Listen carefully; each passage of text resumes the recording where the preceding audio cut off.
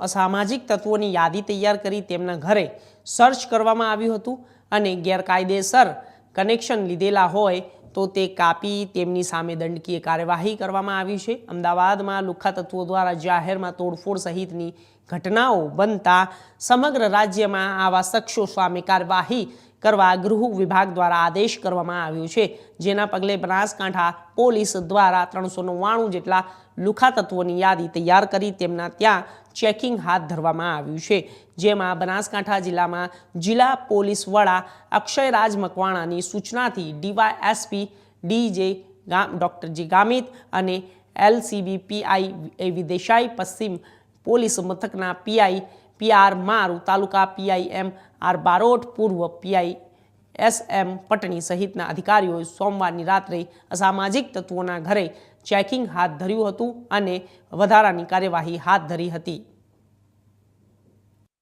સાહેબના આદેશ અનુસાર 100 કલાકમાં જે ગુજરાતમાં અસામાજિક તત્વો છે તેની વિરુદ્ધમાં કાર્યવાહી માત્ર પોલીસ ડિપાર્ટમેન્ટ નહીં પણ તમામ ડિપાર્ટમેન્ટ જોઈન્ટ ઓપરેશન કરશે। તેમાં વીજ ડિપાર્ટમેન્ટ છે, નગરપાલિકા છે, કન્સર્ન ઓથોરિટી તમામ કાર્ય કરશે।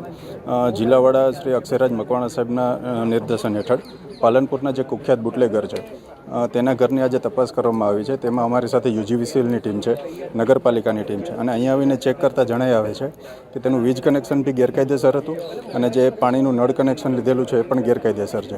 એટલે હાલ કન્સર્ન ઓથોરિટી દ્વારા તેના વિરુદ્ધ કાર્યવાહી કરવામાં આવી રહી છે।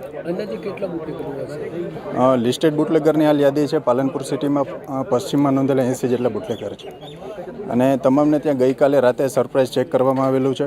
તમામને ત્યાં રેડ બી કરવામાં આવેલી છે અને તમામને યુજીવીસીએલની ટીમને સાથે રાખી અને તમામના વીજ કનેક્શન બી ચેક કરવામાં આવેલા છે।